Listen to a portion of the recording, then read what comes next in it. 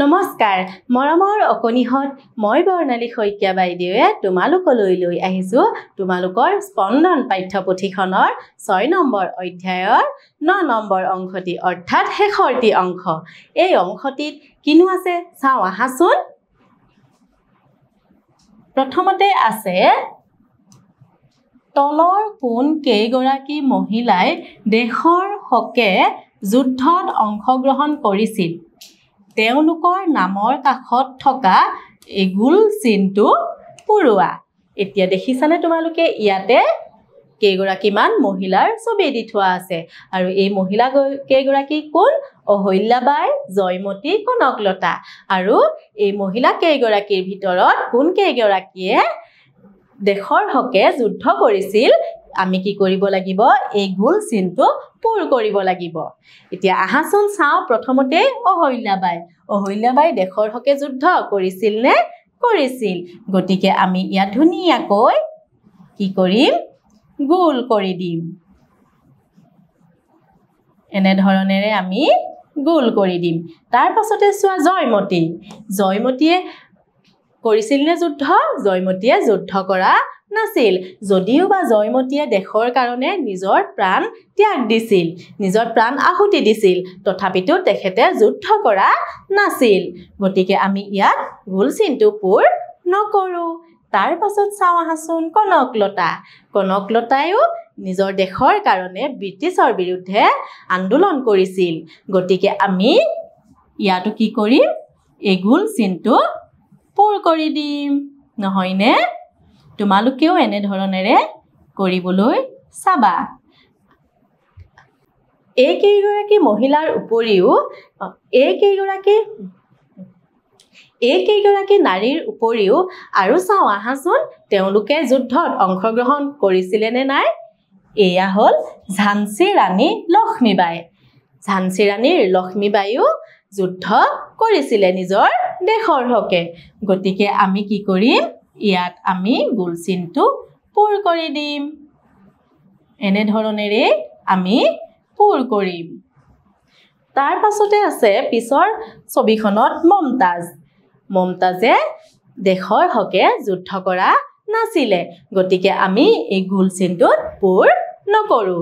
তোমালোকেও তোমালোকৰ পাঠ্যপুথিত এনে ধৰণেৰে পুৰাই দিবা এইবাৰ চাও আহাচোন 8 নম্বৰ কি কৈছে বাক্যটোৰ ভিতৰৰ কথাখিনি পঢ়ি তলৰ দফাটোৰ খালী ঠাইবোৰ পূৰ কৰো আহা কি কৈছে বাকচটোৰ ভিতৰত থকা কথাখিনি পঢ়িব দিছে প্ৰথমতে ভালদৰে পঢ়িব দিছে তাৰ পাছতে কি আছে খালী ঠাই আছে আৰু সেই খালী ঠাইসমূহ ইয়াৰ পৰাই চাই আমি পূৰ কৰিব লাগে প্ৰথমতে আমি এই কথাখিনি পঢ়ি চাও আহাচোন প্ৰথমতে আছে নাম পাৰ্বতী প্ৰসাদ বৰুৱা এইজন ব্যক্তি দেখা পাইছানে এখেতেই হ'ল পাৰ্বতী প্ৰসাদ বৰুৱা আৰু তেখেতৰ পিতৃৰ নাম কি আছিল ৰাধিকা প্ৰসাদ বৰুৱা আৰু মাতৃৰ নাম আছিল হিমলা বৰুৱা জন্ম 1904 খ্ৰীষ্টাব্দ জন্মস্থান শিৱসাগৰ ৰচনা কৰা পুথি লখিমী খেল ভঙা খেল সোণৰ খুলেং লুইত মায়াপী গুণগুণনি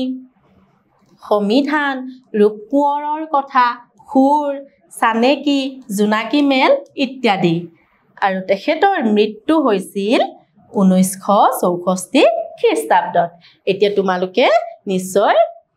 গম পালা নহয়নে পাৰ্বতী প্ৰসাদ বৰুৱাৰ জন্ম কেতিয়া হৈছিলে তেখেতৰ পিতৃ মাতৃৰ নাম কি আৰু তেখেতেনো কি পুথি ৰচনা কৰিছিলে আমি ইতিমধ্যে গম পালো এতিয়া আমি পিছৰ দফাটোত খালী হৈ থকা ঠাইসমূহত পূৰ কৰিব লাগিব আহাচোন আমি পূৰ কৰি চাও প্ৰথমতে আছে পাৰ্বতী প্ৰসাদ বৰুৱাৰ জন্ম হৈছিল কেতিয়া হৈছিল বাৰু কোৱাচোন তোমালোকে দফাটোলৈ চাই দফাটোত কিনো লিখা আছে কেতিয়া হৈছিল 1904 খ্ৰীষ্টাব্দত নহয়নে আৰু তেখেতৰ জন্ম ক'ত হৈছিল তেখেতৰ জন্ম হৈছিল শিৱসাগৰ জিলাত নহয় জানো তাৰ পাছতে চোৱা তেখেতৰ পিতৃৰ নাম আছিল কি আছিল বাৰু চোৱাচোন তোমালোকে ৰাধিকা প্ৰসাদ বৰুৱা আৰু মাতৃৰ নাম আছিল কি আছিল হিমলা বৰুৱা আৰু তেখেতে ইত্যাদি পুথি ৰচনা কৰিছিল তেখেতে যে ৰচনা কৰা পুথিসমূহ লিখি থোৱা আছিলে সেই পুথিসমূহ চাই চাই তোমালোকে ইয়াত লিখিবা কি লিখিছিলে বাৰু লখিমী খেল ভঙা খেল সোণৰ খুলেং লুইত মায়াপী গুণগুণনি নহয়নে তাৰ পাছতে আছিলে সমিধান ৰূপ কোঁৱৰৰ কথা সুৰ চানেকি জোনাকী নহয়নে ইত্যাদি জোনাকী মেল ইত্যাদি পুথি ৰচনা কৰিছিল তাৰ পাছতে আমাৰ চাও আহাচোন কিনো আছে অসমীয়া সাহিত্য সংস্কৃতিলৈ তেখেতৰ অৰিহণা যথেষ্ট গুৰুত্বপূৰ্ণ 1964 খ্ৰীষ্টাব্দৰ 7 জুনত তেখেতৰ কি হয় মৃত্যু হয় তেখেতে গীতি কবি হিচাপে জনাজাত এতিয়া তোমালোকৰ মনত থাকিব নহয় তোমালোকে পাৰিবা নহয় এনে ধৰণেৰে লিখিব তোমালোকৰ পাঠ্যপুথিত লিখি ৰাখিবা এইবাৰ চাও আহাচোন এতিয়া আমাৰ 8 নম্বৰ দিছে তলত দিয়া তথ্যখিনিৰ পৰা ওপৰত দিয়াৰ দৰে ৰাণী গাইদিনলিউৰ বিষয়ে এটি টুকা লিখা এতিয়া কৈছে এই ৰাণী গাইদিনলিউ এইগৰাকী এইফালে আমাৰ ছবিখন দি দিছে ৰাণী গাইদিনলিউ আৰু তেখেতৰ বিষয়ে এই বাকচটোৰ ভিতৰত লিখি দিছে আমি পঢ়ি চাও আহাচোন কিনো লিখিছে নাম ৰাণী গাইদিনলিউ পিতৃৰ নাম লুমুৰাংগন মাতৃৰ নাম কেথৰনলিউ জন্ম 26 জানুৱাৰী 1915 খ্ৰীষ্টাব্দ জন্মস্থান লংগাকৰ মণিপুৰ কৰ্ম ভাৰতৰ স্বাধীনতা সংগ্ৰামত অংশগ্ৰহণ মৃত্যু 17 জানুৱাৰী 1993 খ্ৰীষ্টাব্দত এতিয়া তোমালোকে কি কৰিবা আগৰ যে আমি পাঠটিত পাৰ্বতী প্ৰসাদ বৰুৱাৰ বিষয়ে পাইছিলো তেখেতৰ যেনেকৈ আমি খালি ঠাই পূৰ কৰিছিলো মনত আছেনে এতিয়া আমি ৰাণী গাইদিনলিউৰ বিষয়েও এই ইয়াতে থকা কথাসমূহ চাই চাই তেখেতৰ বিষয়ে এটি টুকা লিখিব লাগিব আৰু তোমালোকে টুকাটো লিখিবৰ বাবে পাৰ্বতী প্ৰসাদ বৰুৱাৰ জীৱনী যিসমূহ খালি ঠাই পূৰ কৰিছিলো যে